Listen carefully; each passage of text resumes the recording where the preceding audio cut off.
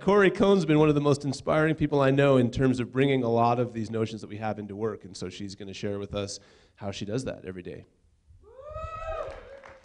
So my name's Corey, and I'm going to talk tonight about, I think, 3 little quick workplace hacks that we can use to better respect our own and our coworkers' time and energy.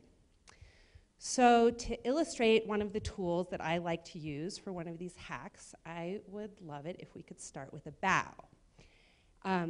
I will demonstrate first, and then I'll explain later why we would do such a thing. Many of you might be like me and use bowing in your daily lives, and you might have ways that you like to do that. So there's many good and possibly bad ways of bowing. So I'm just going to first demonstrate the way I like to do it. So I start with a straight spine, strong back, and I'll demonstrate first and then we can do it together for those of you who might like to join me. Straight back, strong sense of strength in my body, and open front, acknowledging, just very quickly, just flashing on that I'm a basically good and decent person. Then bow forward slightly, and that is just really acknowledging that and then giving it away. Yep, that's who I am, giving it away and acknowledging that everyone else in the room has that same quality of being a basically good and decent person. And then up straight again, and it's a fresh moment. And I've let go my idea, and I can approach the next thing with freshness. So if you'd like to join me, start with a straight back, open front. You can do it sitting down, but standing up is cool too. Give it away, and fresh start. And sit down. Thank you. So the reason I wanted to illustrate that bow is because it is a way of beginning and ending meetings.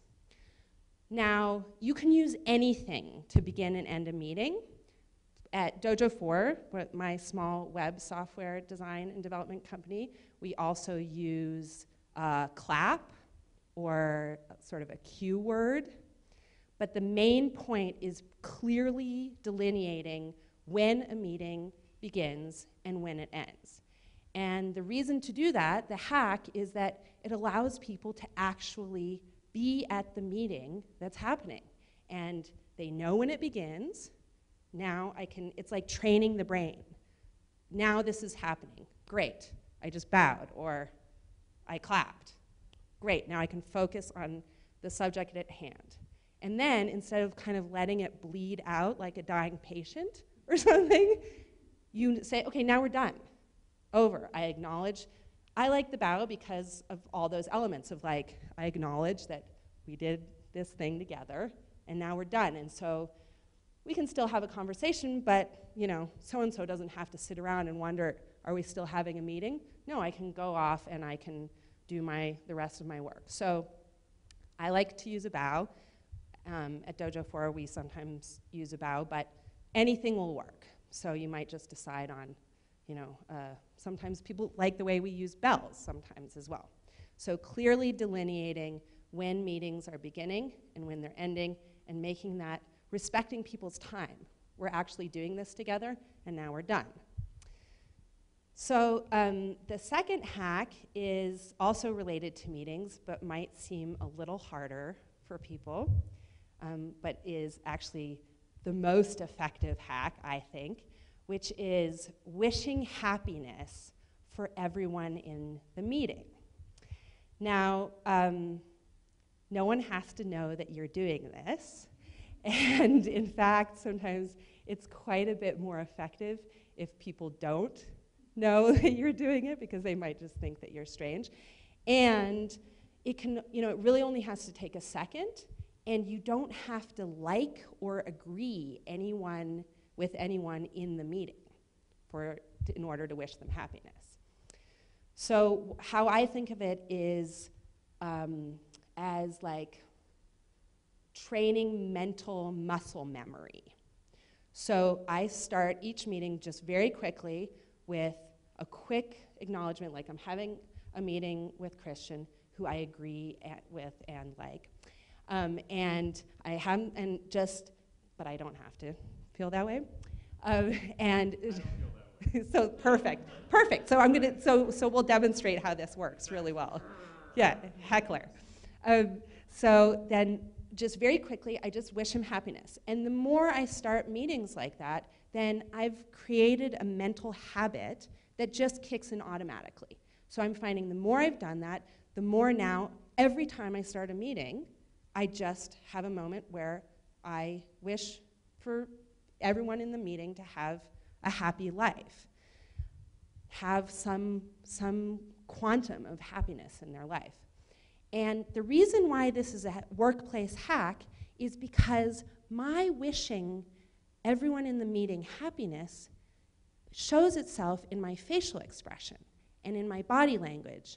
And so the meeting goes much more smoothly every single time, because the basic ground of our conversation, whether or not I agree with them or even like them, is that I wish them happiness.